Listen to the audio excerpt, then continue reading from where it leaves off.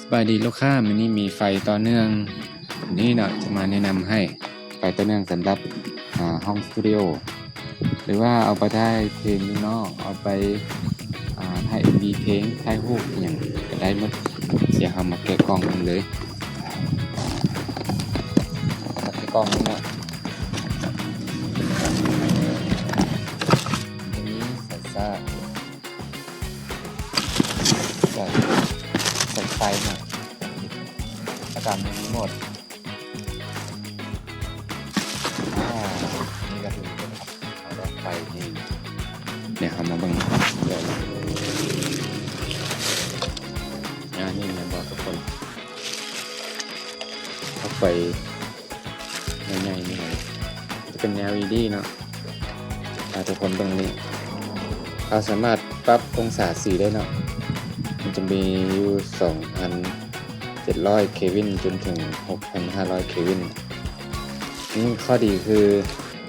มันบ่จำเป็นต้องใช้รีโมทเนาะมีรีโมทคอนโทรลคือบางเทื่อค่อยไปถ่ายงานดองค่อยไปถ่ายงานอย่างต่างๆนี่แหละค่อยลืมเอารีโมทอันนี้ปัญหาของมันนี่แหละมีบางรุ่นค่อยเคยใช้มามีบางรุ่นค่อยลืมเอารีโมทไปรับปั๊บอย่างนี้บ่ได้เลยถ้าเป็นสีเหลืองถ้ามันเป็นสีเหลืองเลยซึ่งผลออกมาก็คือสวยงาม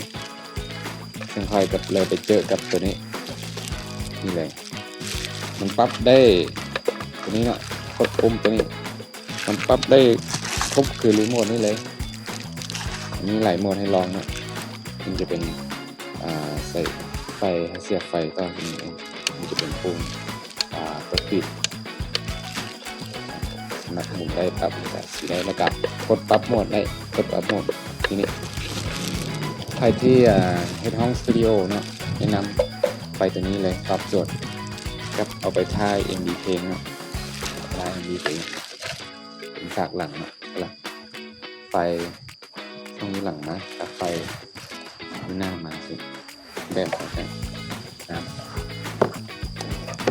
โอเคเข้าใจ